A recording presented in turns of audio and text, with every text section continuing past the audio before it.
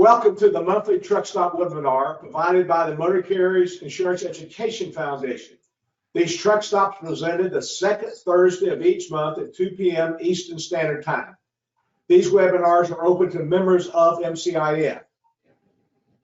These webinars are presented as industry updates for information purposes only and do not qualify for state CE credit.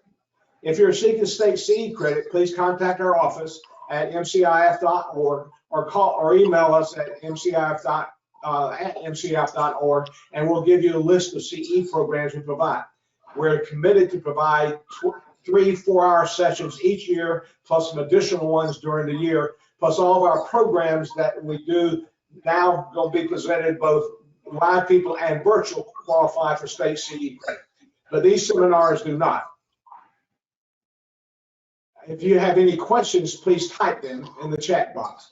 There will be answers as time allows by response after or by email later if we can't answer them during the time frame. If you're experiencing any audio problems, please send us a note in the chat window or call 800-741-484. We will attempt to correct the problems as soon as possible. Off-site DOT audits on the rise. We did one about this when the government a number of months ago said that now they're going to do more off-site remote audits, but now an increase. Lesley Sachs with Taylor and Associates, or attorney, she's an attorney out of Winter Haven. She lives in Sarasota. It had a part of this because she wrote it, or an article was written by James Gillette of Commercial Carrier Journal, titled Carrier Compliance Audits Dip in 2000, but Off-Site Reviews Skyrocket. And in that article, he quoted Lesley, and Lesley has presented previously at our annual conference. Jay Taylor, as most of you know who have looked at been at our annual conference, organizes a panel this year. He's committed to do that again. Lesley, say hello and tell us a little bit about yourself and your firm and how you hooked up with James. James was a part of our last year's virtual audits and will be also part of the annual audits, the virtual program last year for the annual conference. Will be a part of this year's annual conference too. He's worth of information. And CCJ Digest is something I'd recommend all of our members to hook into. Say something, introduce yourself and say a little bit about that. Okay, thank you. Thank you for having me, Tommy. I'm excited to be here and participate. James and I at CCJ have been talking about this issue for the better part of the year.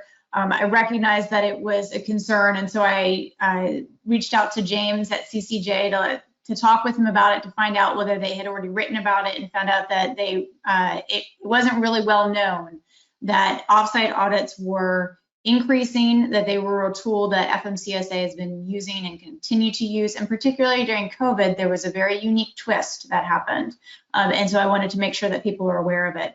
I am a partner with Taylor and Associates. We are a boutique transportation law firm in Winter Haven, Florida, and also in the Tampa Bay area, and we work with the transportation industry all day, every day.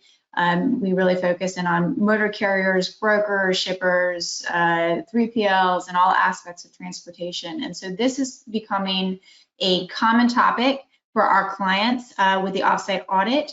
We get new clients all the time calling us saying, we got this letter, what does this mean?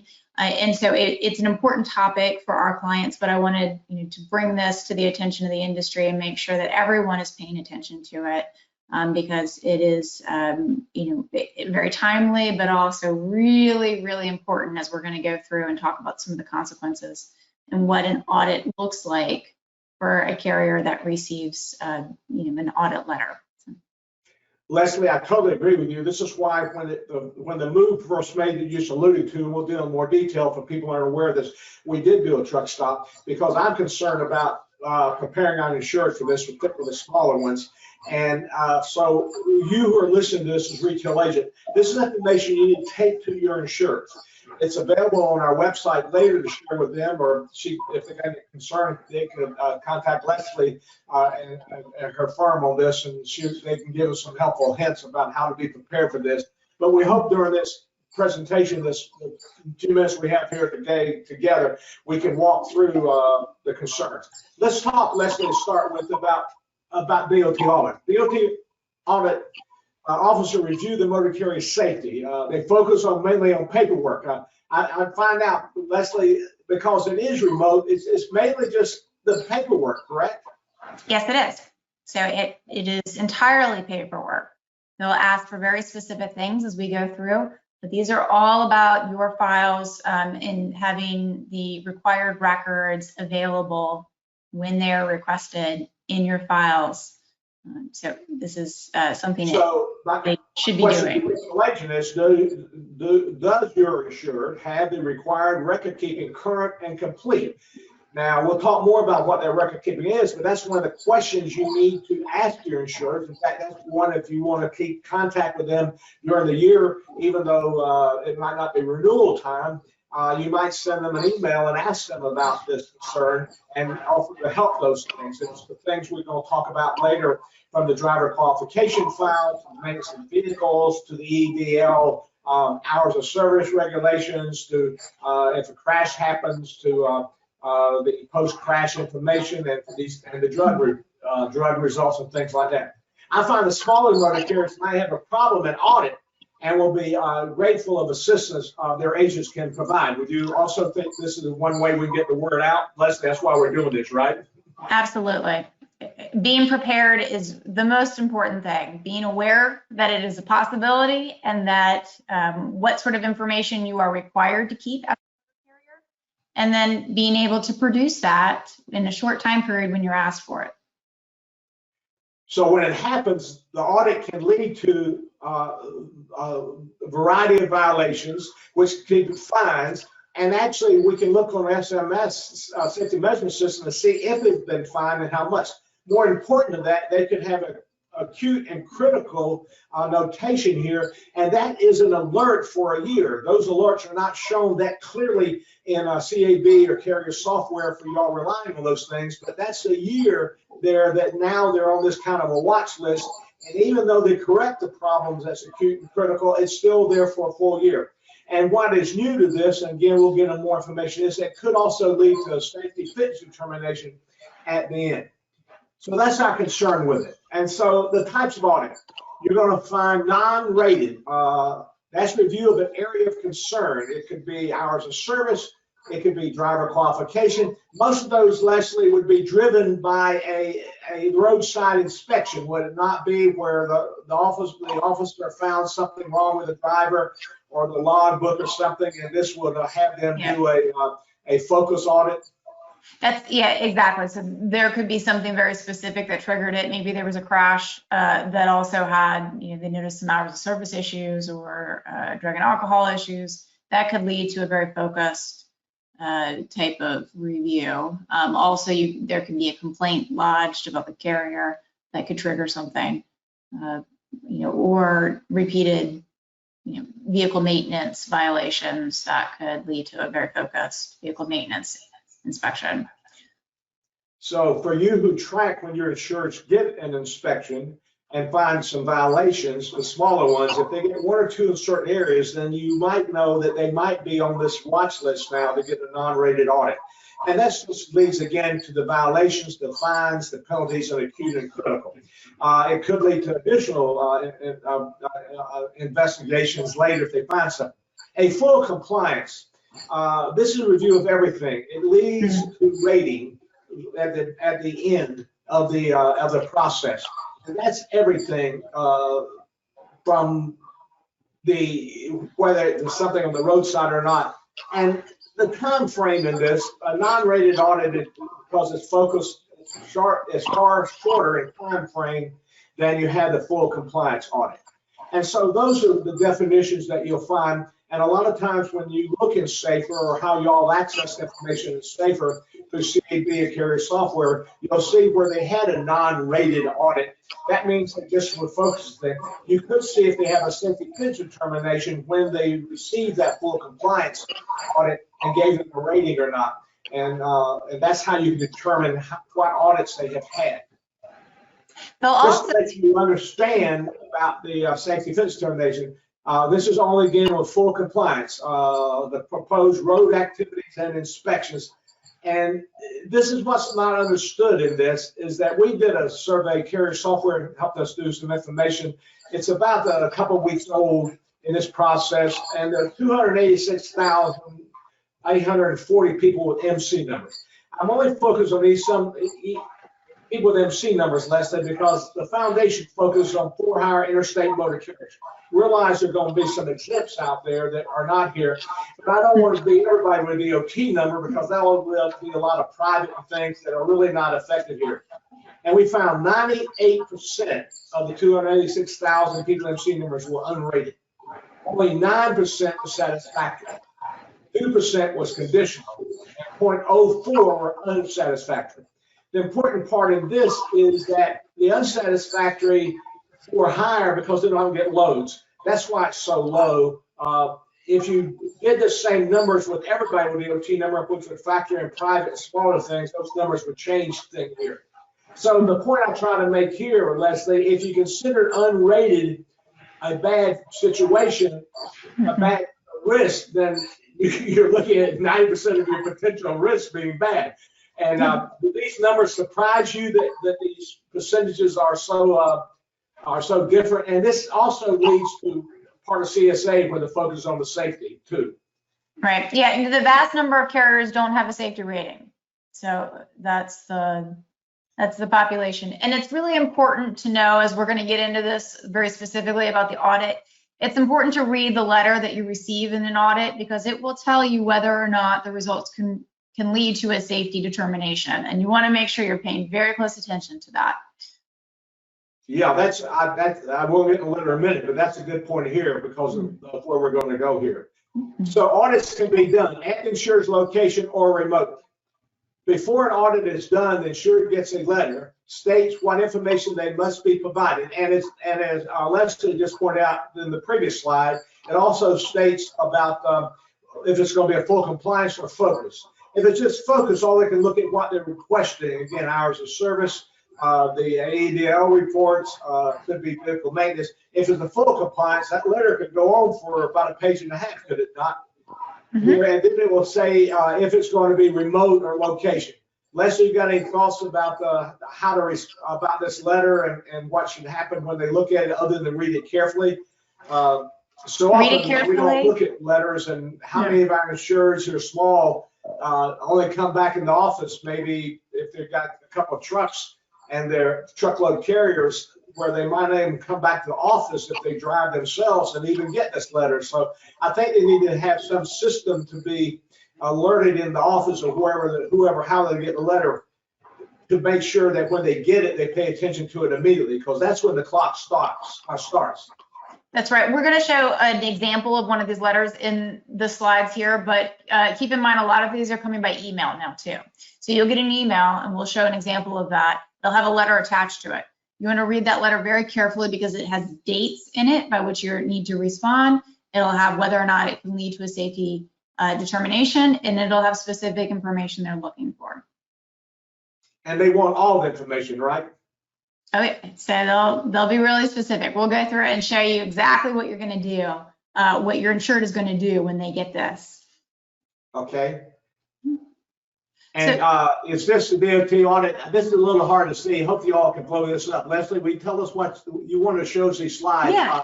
So let us know what you meant to show here. Yeah, so there are some resources available on FMCSA that walks through audits and gives you important data. And the reason why this is important is that because you can look in your state and see the number of audits and the trends that are happening in your state. And that's important to take a look at.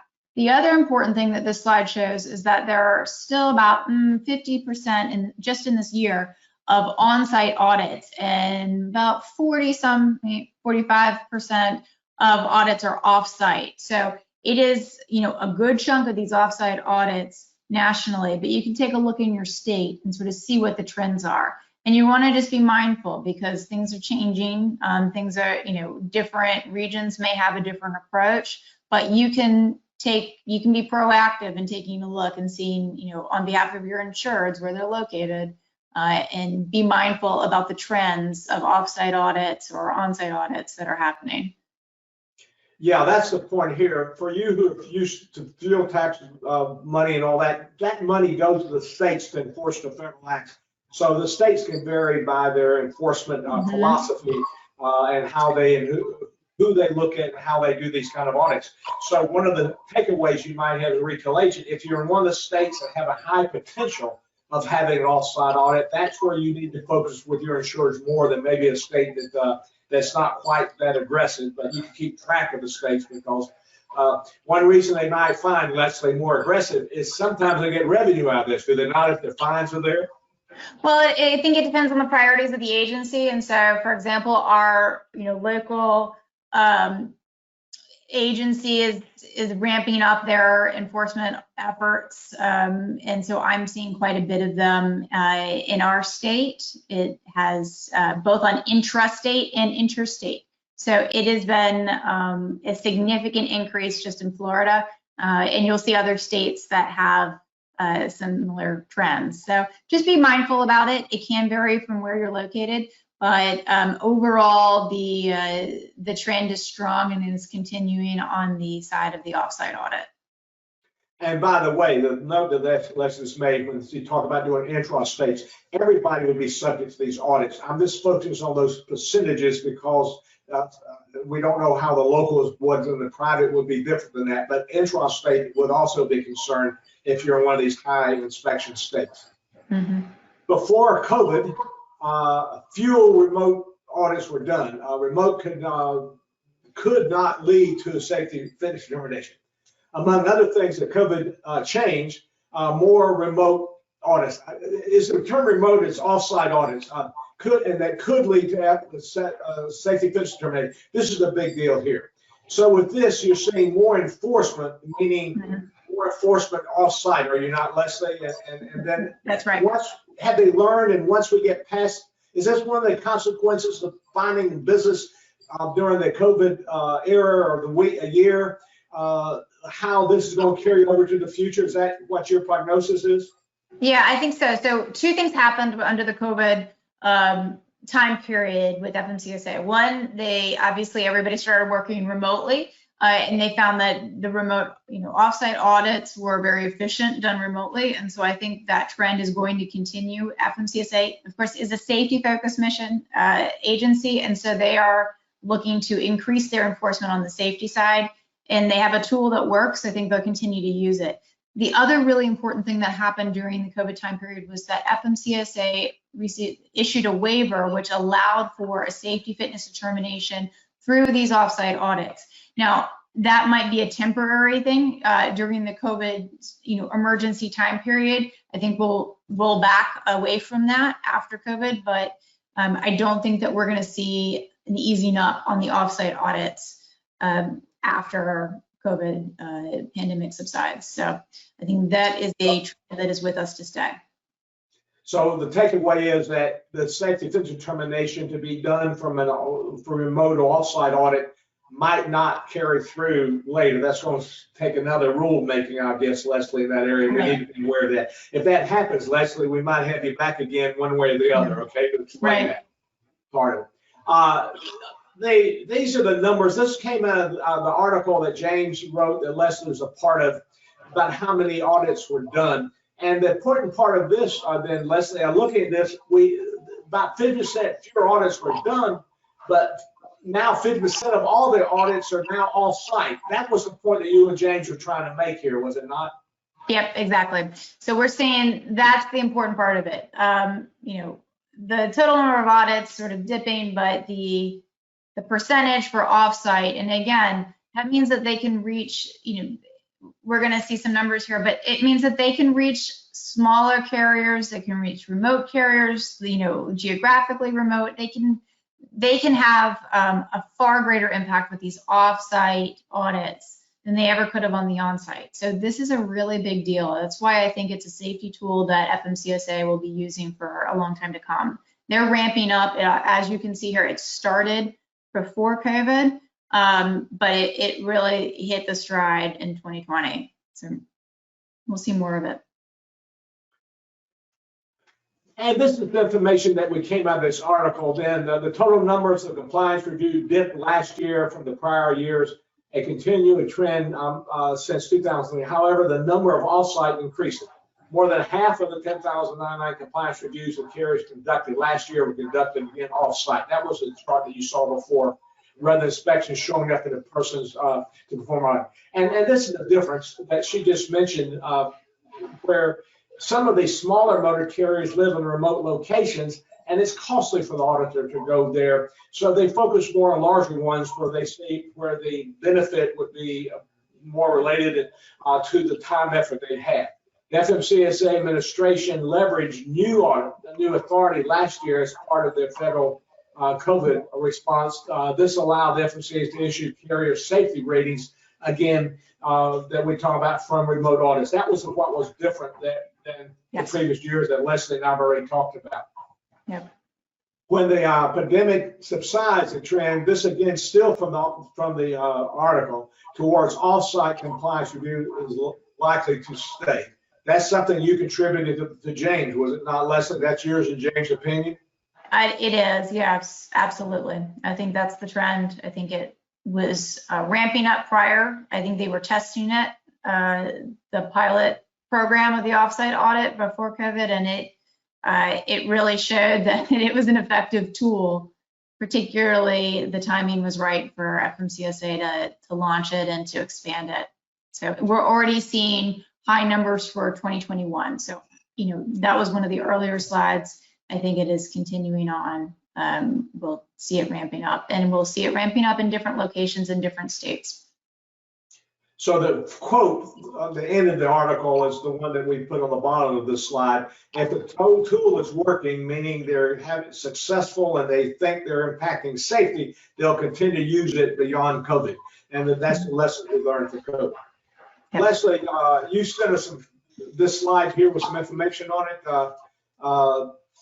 The enforcers are still leveraging CSA scores to target motor carriers for safety units. So what you're saying, back to what we talked about earlier, if they have some problems, roadside inspections in certain areas, this will lead to an audit. So it's important to be vigilant about monitoring the CSA scores. And this is where the Ruke agent can help. So it's still going back to the trucks that get stopped, and if they find the paperwork problems in that truck when they're stopped, this is going to put them on a list to get the letter. Is it not? Is this not a statement you're making here?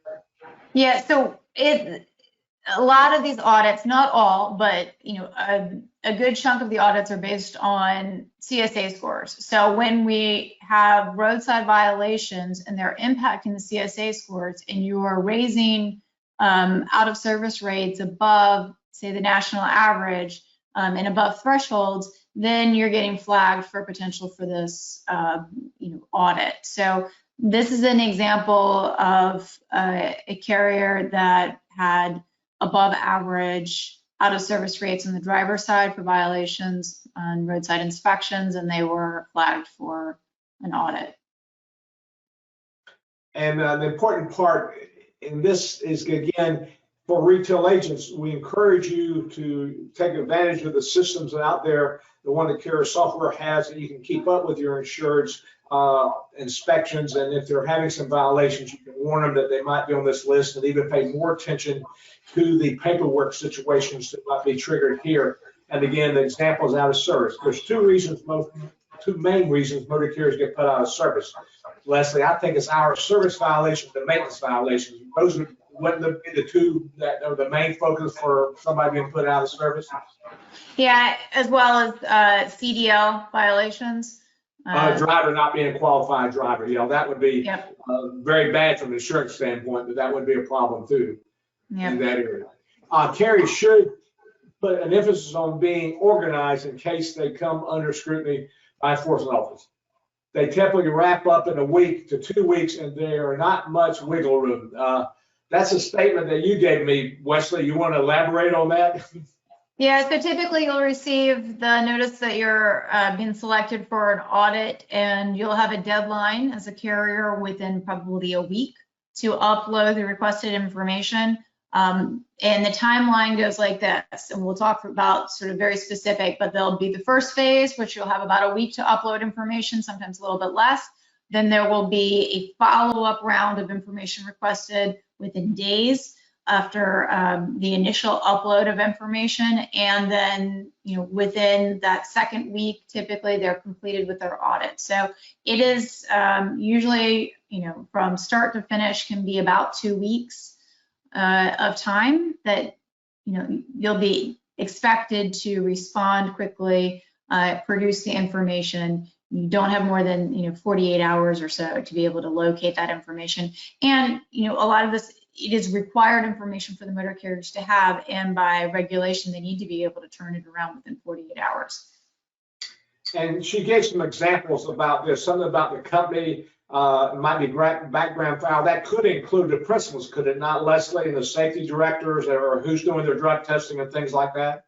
Yep, so you're gonna wanna, what's important, I think, for carriers to recognize is, you need to know who is responsible for the different types of information. So where do you go to identify the individuals and the stakeholders within the company that have that information to be able to respond very quickly? And the driver qualification file is extremely important to touch all those bases and have that file. We've recommended them looking at J.J. Keller because they've got a sample of a file of driver qualification file with all the needed paperwork. If you're not aware of these, I strongly recommend you buy a couple of those from J.J. Keller, so at least know what needs to be in that file, so you can help you ensure to touch all those bases.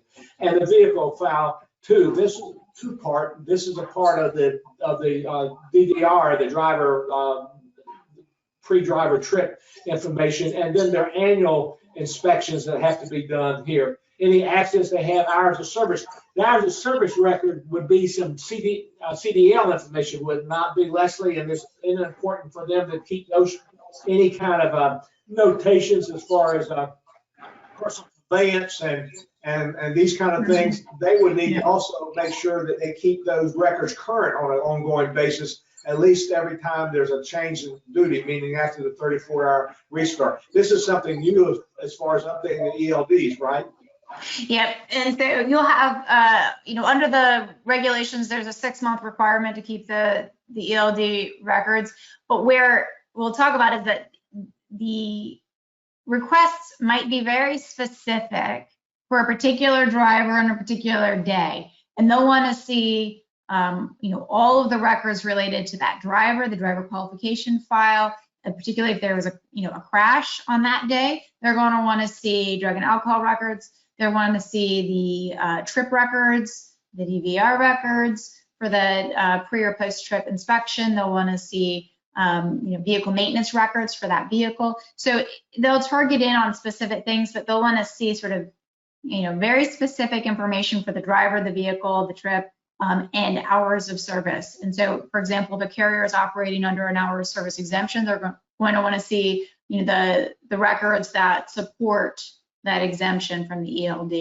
for example, the 150 air mile requirements. So there's, you want to be, very specific about keeping track of those records and having them in the files for the required regulatory time periods, which carriers need to keep those. What she's talking about here is the main hours of service exemptions is for agriculture.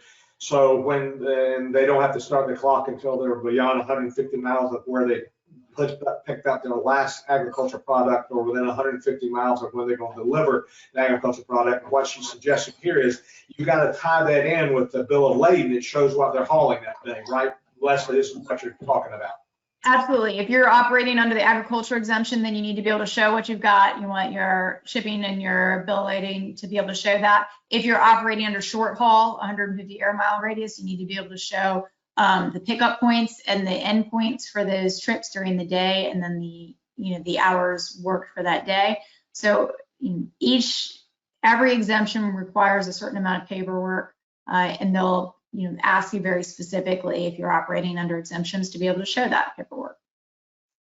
And then part of the driver qualification file will show some drug testing activities, which will be the pre-driving test and then the random test.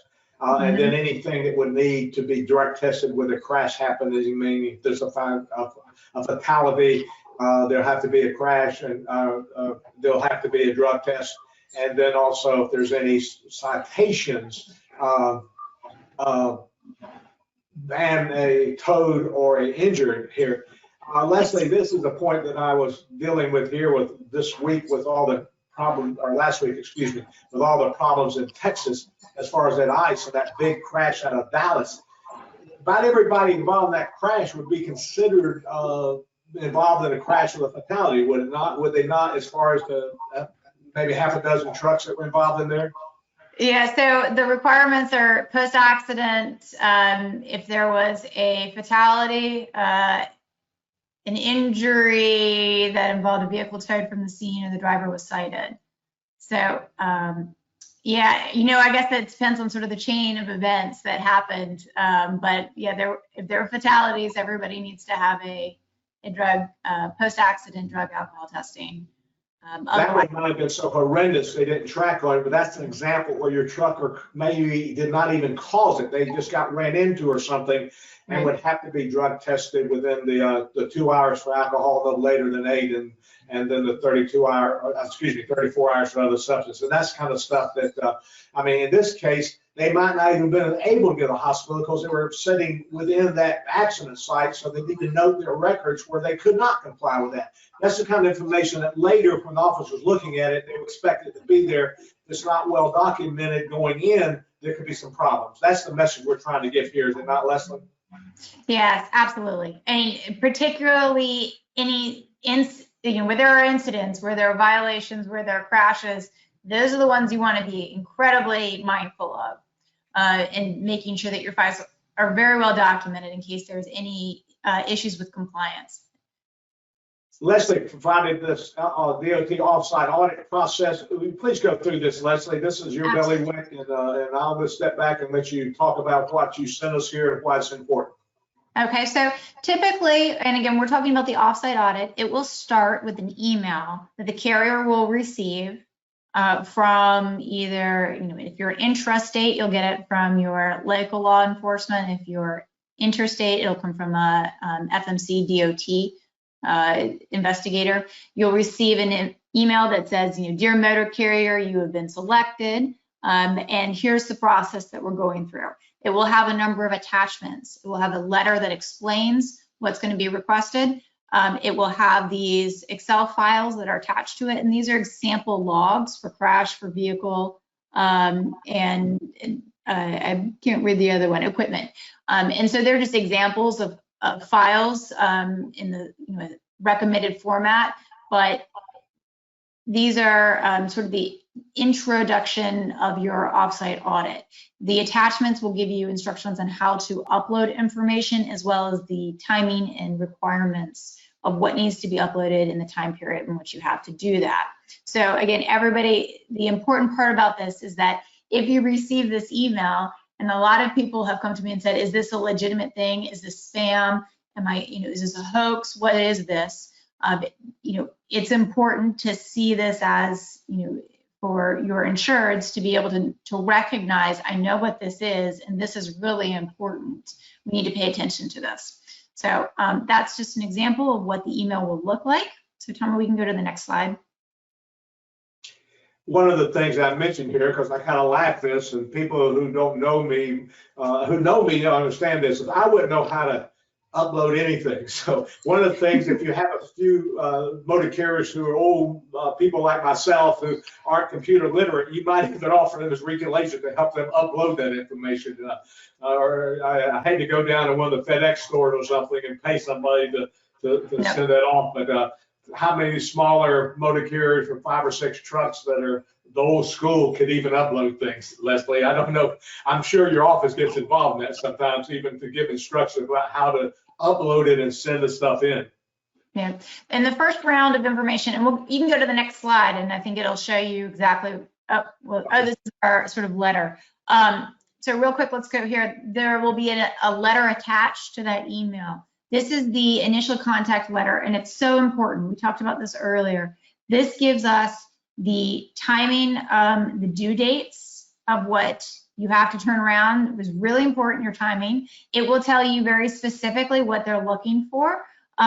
Your accident register, your driver list, equipment list, and then they'll also give you instructions about the information you have to upload on a questionnaire to the CSA portal. Importantly, the letter will tell you whether or not the audit will result in a safety fitness determination. Some will say that they do, others will say that they don't. Or again, that was a COVID related change. It may not be with us for the long term, but it is important to read that letter carefully and determine whether or not a safety fitness determination is a potential outcome. There are other outcomes in addition to safety fitness determination, but that's an important one that we always want to pay attention to. And Lesley, the one that leads to it is the one that I worry about, the smaller motor carriers. And for you who are listening to us, the retail agents and underwriters know, if your motor carrier got a conditional rating, their insurance would go up tremendously, and they might even be in position not to get loads. And so that's the one that obviously has the worst consequences for the ongoing operations of the motor carrier. But even one that's non-rated will end up with fines and penalties and some alerts involved, which would could be used against them if it's a crash and in the court cases. So it has ramifications of both of them. But I agree. I think you agree with me, Lesley. The one that is going to lead to determination is one that has the long-term consequences. Yep. So here's an example. And again, the audit process, the offsite audit, will happen in two parts, where you'll get that initial email that has that letter attached that explains it, and then it will have an investigation questionnaire and instructions for the investigation questionnaire for the upload. And this is a screenshot here that shows what that investigation questionnaire looks like. And they're collecting sort of baseline information about the motor carrier, background information, owner information, revenue, whether they're affiliated carriers, exemptions to ELD requirements if any are claimed, your insurance information, the number and names of drivers, vehicle and equipment information, accident log, drug and alcohol, officers and consortiums that you use. And they're getting all this information in. It's going to get uploaded through the CSA portal. And they're doing this because they're feeding it into sort of a matrix and formula to determine what the audit sample size will be based on the number of power units and information from that carrier. And so they're selecting sort of their sampling size based on this initial questionnaire and log.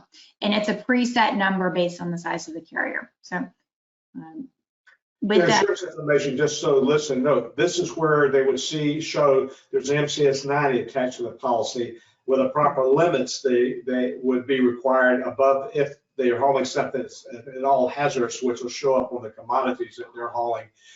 That would be required more than the 750, but that's what would be the insurance part of it. Yes. So here's sort of a preview. They give you instructions on how to upload. Tommy, we were talking about the challenges of uploading this. So this is all going through the CSA portal. And in order to do this, you need your DOT number and your DOT PIN number. And that is something that everybody should have, keep in safe places, have backup copies, because when you need your PIN, you really need your PIN. And this is how you do it. And then it'll walk you through uploading information to this portal that's being requested of you. And that's in the first step. The second step, they'll come back to you and say, okay, now I would like information about these very specific things. So I would like information about driver A, B, C, and D. I would like information about these vehicles, this VIN. I would like information for hours of service on these particular days for these drivers. And so they're going through based on their preset sampling sizes, based on the number of power units for the motor carrier, and then selecting more focused samples that they are requesting. So they might get your entire driver qualification file for a particular driver. And that's not necessarily a random selection. They're looking at your violations, and they're looking to see that, Joe Smith had a violation on this day. They're going to grab Joe Smith and all of the information from that vehicle for that supports that violation as one of their sample sizes. If you had a crash on a particular day, they might pull that information. So it's not entirely a random sampling. They're going to pick the ones that have resulted in violations, and they're going to pull in and request. Those are the things we talked about: those driver files, drug and alcohol records, vehicle maintenance inspections, and annual records, your ELD, hours of service logs, and any exemption supporting information that if you're claiming an exemption to ELD or hours of service. So those are all the things that will happen on the second round, and they'll often ask you to email them that information. You mentioned a point that I have heard often but had not correlated this. But one of the questions, if you want a retail agent, you might send a note to your insurers and find out if they have a PIN number. Because when this happens, it's going to be too late for them to try to get a new PIN number. And that ties back, I think, does it not, Lesley, to the credit card they used when they originally paid the $300 to get their DOT number or something like that. But I don't know how hard it is. Tell me how hard it is. What's the process to get a PIN number if you have forgotten it? If you have forgotten your PIN number, there are two ways to get it. You can either get it by email, and they will send and this sounds easy, but it's not.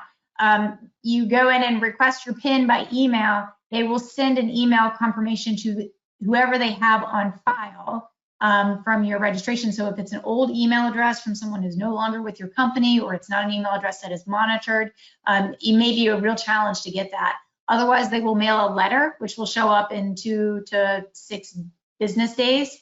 And so it can be a while before you can get your PIN back. I deal with PIN related questions and problems all the time. So you want to have that PIN before you need it and saved in a couple different places to ensure that you can get it when you need it. This will tell you a note also, you agents, so you might want to warn your insured, depending on who their contact information they show in the 150 on their annual update will be the entity that will get this email, because that's how on the thing. If, like in some places, it might not be the officer, it might be company, it might be an individual bookkeeper, that person might not be there anymore, or they could have changed the email provider. And so that's a concern too, because they're going to tie it to the contact on the 150, are they not, Lesley? That's right. That's right. And so that's where you need to make sure the person there is still with it to respond to that, and that's the person needs to be trained or at least alerted to interact with this letter when they get it. Mm-hmm. So you talk about these things might trigger. You want to walk through this? I particularly this point 2 that you have, Lesley. Yep. So again, most of these audits are getting picked up because the carrier has an above average CSA scores. So it's really important to be monitoring those. It's important to know that because these offsite audits are so easy to do remotely, and the vast number of carriers are small, that we are dealing, 50% of the carriers that are selected for the offsite audits have 1 to 6 power units. So this impacts, I would say, most significantly your smaller motor carriers for audit. They need to be mindful about it. Agents should be talking to their carriers, making sure they're aware and have that information updated, as you said, Tommy, with the proper email addresses, making sure your PINs are in place, and sort of getting ready before it happens. I also see a number of private carriers, and I know that that is not your group that you're working with here today, but we also see private motor carriers getting selected for offsite audits. And in my experience, they are maybe a little more unaware than the for-hire group when it comes to these audits. So if agents also have private motor carriers, they need to be talking with them as well. I want to emphasize something else that we emphasize in the programs we do, the advanced underwriting, advanced coverages, and also the considerations, in that the importance for you as a retail agent to keep up with your insured's CSA scores. They change on a monthly basis. We had and Craig Lack with Carrier Software has a program that we helped institute many years ago for you to register a DOT number with him, and he'll send an email on a monthly basis with the scores. In fact, one of the things he's got available is if your insured gets within 10 points of an alert, then they'll get an email from them, because now you don't see on these scores anymore on the safer. So you have to have a third-party provider to be able to keep up with this. And so how many of your smaller motor carriers are keeping up with their scores on a monthly basis running up and down the highway? You as an agent, this could be a service you can offer them where you'll look at their scores for them on a monthly basis, because this report that you can get from carrier software, you can have it sent directly to the insured so they can see the problems they have, as well as an agent or the insured, you can learn them that if they have any violations, and what type of violations might lead them getting this email or this knock on the door. The other thing I want to point out here is when they look for drivers and all, they're looking for drivers that are both employees and owner-operators. A lot of times that owner-operator who had that inspection might not be with you insurance anymore, but you have to keep the record because they were working with you at that period of time. Lesley, and so even though the answer can't be he's not or she's not with us anymore, they have to be able to produce those records, do they not? They do, and they're required by regulations to retain those records after the termination of that driver. So you have 2 years, is it not? They have to keep it? I think it's 3 years. 3 years, okay. Compliance notifications are very helpful in providing guidance and instructions to the carriers during the audit, meaning that the officer, they're not antagonistic. They're not here like you worry about an IRS audit here. So I guess what you're saying here is for a smaller motor carrier who's not experienced in this, they'll help them walk through it. They're not here trying to find things bad. They're just trying to just see where things are, right? They will be professional and helpful and walk them through the process. They will help them identify where things are missing. They may also help them where they have compliance gaps to identify what that is, but they're not there to help fix your problems. They're not there to help you in the way that an attorney or an agent or someone else is there to advocate and help you, but they're certainly going to be a good resource, and they'll be professional. But it's important not to confuse what those two things are. They're there to do a very specific job. They're not going to be mean. They'll be very nice, but they're not there to fix your compliance programs or your compliance problems.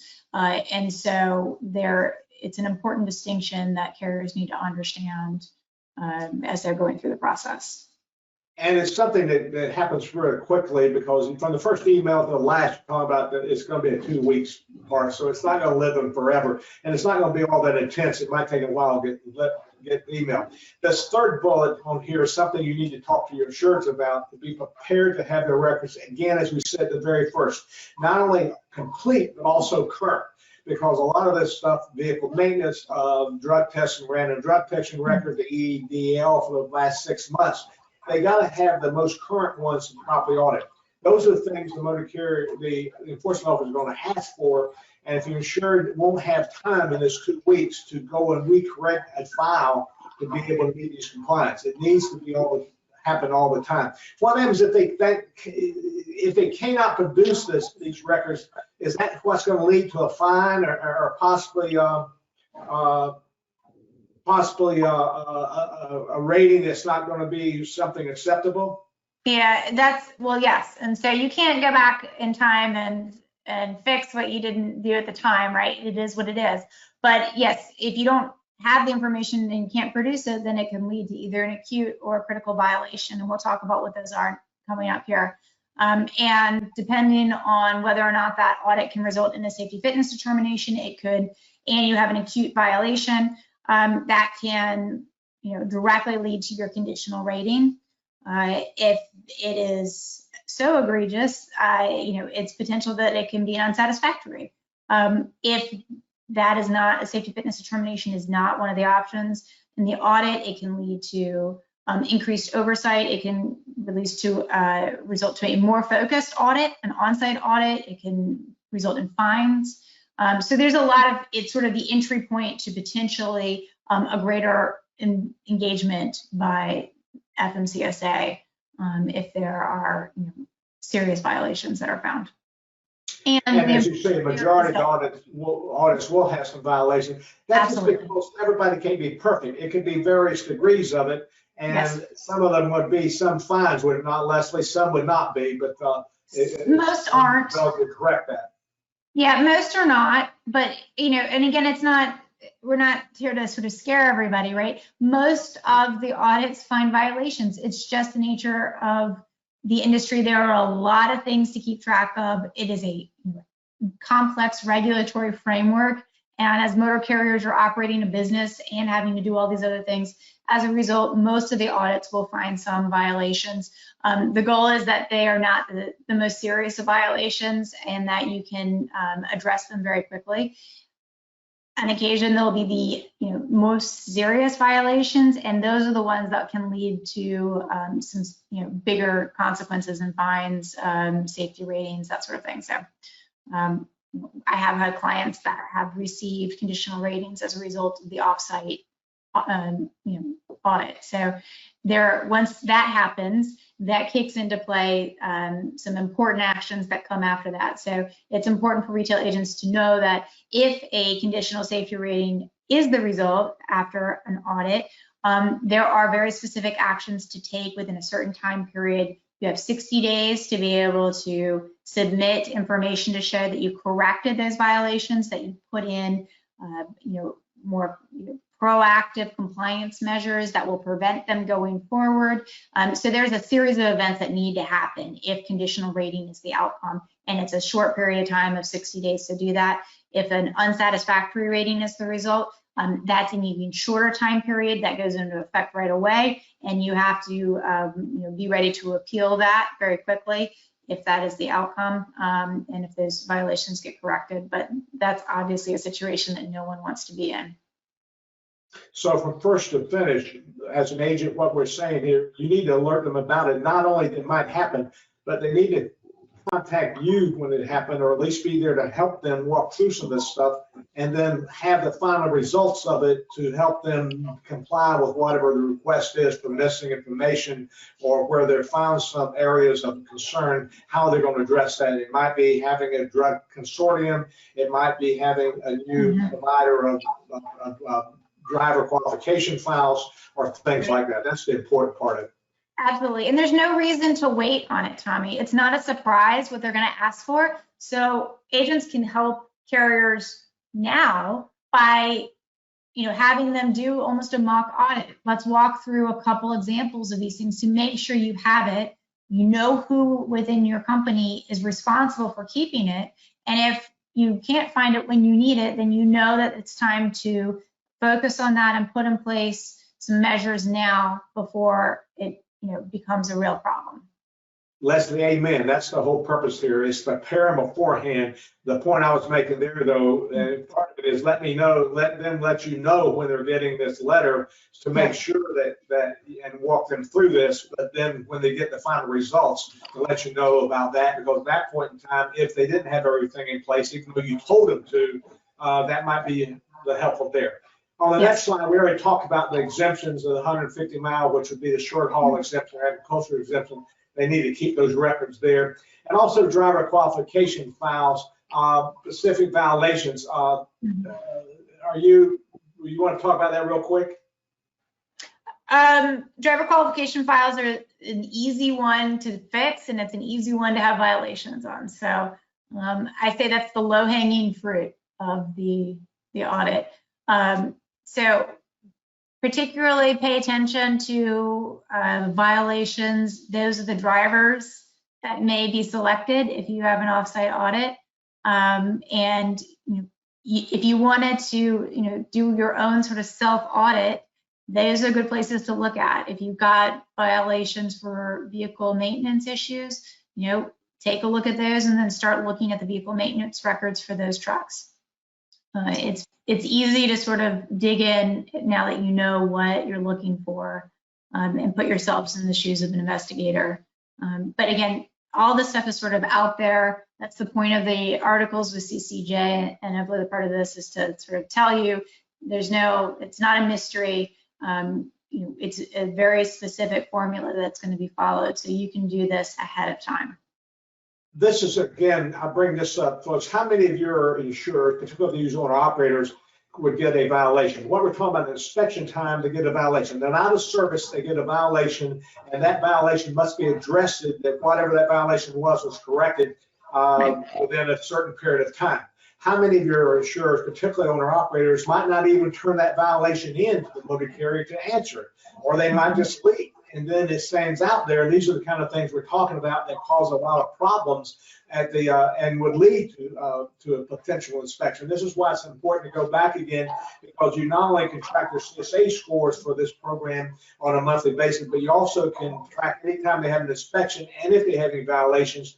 And you as a retail agent can go to the insurer and say, how did you address these violations? That's the important part, to be prepared, so when something audit happens, they will not have the adverse consequences. This is the common violations part here. They're acute violations. This is a list that you got this off of the federal website too, did you not? I did. Yep. So this is the list of the top acute violations, and these are the most severe of the violations. There's sort of acute and critical. Acute are the ones that you want to be really mindful of. They can lead to an adverse outcome in your audit. And so this list is here. It's a good list that's easy for you to sort of run through and make sure if you're seeing any of these violations on roadside inspections, it's really important to get in there and address them early. These are the critical ones. Yeah. So take action to investigate violations and system failures that led to the violations. Document the corrective actions like we just talked about. Consider when additional training or new procedures might be needed, and put those things in place. And demonstrating corrective actions will help prove to the investigator that the company is serious about identifying and preparing preventing violations on its own, and does not need additional intervention by the state or federal. So these are the post-inspection responses that you suggested, is it not, Lesley? It is. You're showing that you can be proactive and put in place compliance measures before your investigator comes to the door knocking. So the bottom line to all this is thoughts for you retail agents. Should keep up with your insured CSA scores. These will be the inspection results and the violation. Why? Because they become important at renewal and now as a target for an audit to save those things. And this gets back that, in my opinion, and this is personal opinion, is unless you keep track of their scores on a monthly basis, a violation on a monthly basis, you're not going to be able to help them fully. And smaller motor carriers need more help than all. So you want to help them before the problem becomes a concern, and that is prepare them for what we just talked about with Lesley today, which is great information. Share this webinar with some of your insurers, or at least a PowerPoint for the information, and then keep track of them on an ongoing basis. If a compliance rating leads to conditional rating, the insured will be a concern. So, and shipper brokers will have a concern. Not all of these inspections are going to lead to a safety valve, to a safety fitness determination, but some of them do. This is the new wave of off-site, and this is what the concerns you have. So how many insurers know about these audits, the increase of off-site, and what triggers them? That's the point here. Lesley, this kind of wraps up this thing. You want to say something at the very end here? These are the lists that you gave us about about what might be looking at, the different files that we have in here, and we already went here. This is kind of a checklist at the very end. So suggestion retail agent, how the results can be used in a court case. You want to talk about that for a minute since you deal with the court cases? That's the concern that I have too. Yeah, so where you've got a carrier that has patterns of violations, plaintiffs will argue using the reptile theory of liability. And so basically it can be flipped and turned against the carrier for when you have a catastrophic crash. That the carrier, was aware of violations, failed to put it in place. Protective measures for the violations, has, history of poor audits and investigations, and building the case for why this carrier is liable for punitive damages in these nuclear verdicts. And that's exactly what we're seeing And this is a really significant risk for carriers in the entire industry, really. And most of the shippers and brokers you're assured for hire insurers you deal with subscribe to a third-party provider like a Carrier 411 or something. They get the same information that we just went through here. It's available to you as a retail agent, and that will get on a shipper, that will rate a trucker or motor carrier for a shipper and a broker on an unacceptable level, so that these results could also impact their ability to get loads. In fact, in your case, Lesley, I know that you and Jay deal a lot with brokers. This is something that you actually have them and talk to them about how they screen these motor carriers, do you not? We do. We spend a lot of time doing that. And I would say that, quite a few of our brokers and their customers as shippers will not use a carrier with a conditional rating. So, or even some that find a lot of violations that can do that part of it. right. Anyway, this is the end of today. Lesley, I really appreciate your spending the time with us today. Thank you for not only dealing with James to get us all the information out to the public, but spend some time with us to go through it and how important it is. And thank everybody at your firm for all the help you give us. If you need some more information about the other offerings we have, please look at our website again, MCIEF.org. And we'll see you for the next month on this next Thursday at 2 o'clock. We're out of here. Thank you, Lesley. Thank you, Tommy.